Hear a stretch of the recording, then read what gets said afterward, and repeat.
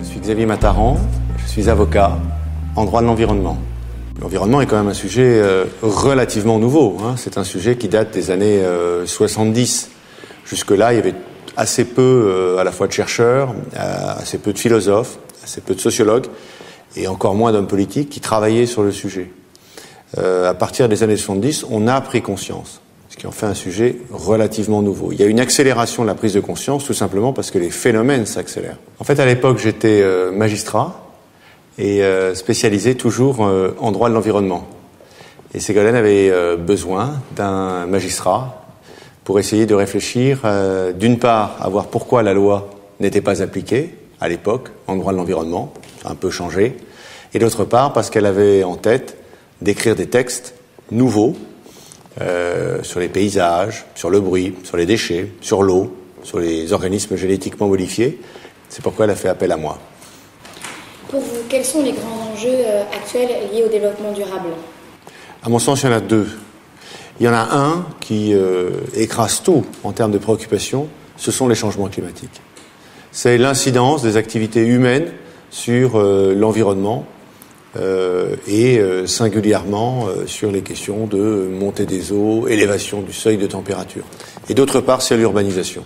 C'est l'incidence liée au fait que des millions, voire des milliards de personnes se précipitent dans les villes dans le monde occidental et dans les villes des pays en voie de développement ou des pays nouvellement industrialisés, comme la Chine ou l'Inde. Ce sont, à mon avis, les deux très grands sujets auxquels on est confronté. On sait que vous êtes confronté à cette problématique lors de vos activités professionnelles et aussi en tant que citoyen.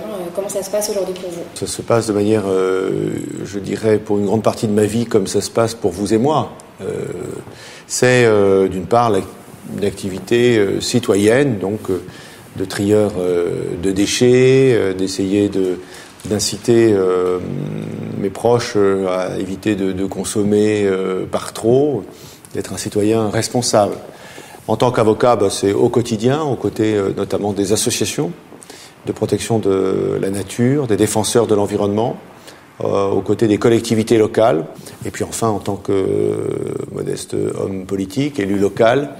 Moi je pense que Ségolène Royal est la seule aujourd'hui, véritablement, à faire du développement durable ou de l'écologie une question politique majeure, c'est-à-dire à faire en sorte que ce soit à la fois une question évidemment de préservation de l'environnement, évidemment une question politique, l'ensemble des politiques publiques doivent être irriguées par cette question-là, mais aussi une question sociale.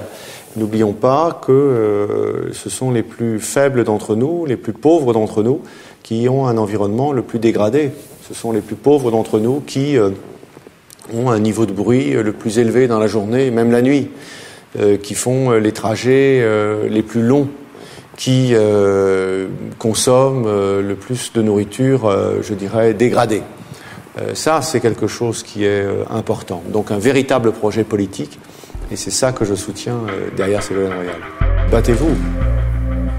Le monde qui se prépare est un monde, de mon point de vue, aujourd'hui inacceptable. Un, il faut en avoir conscience. Deux, il faut pouvoir penser le changer. Rien n'est irrémédiable encore aujourd'hui.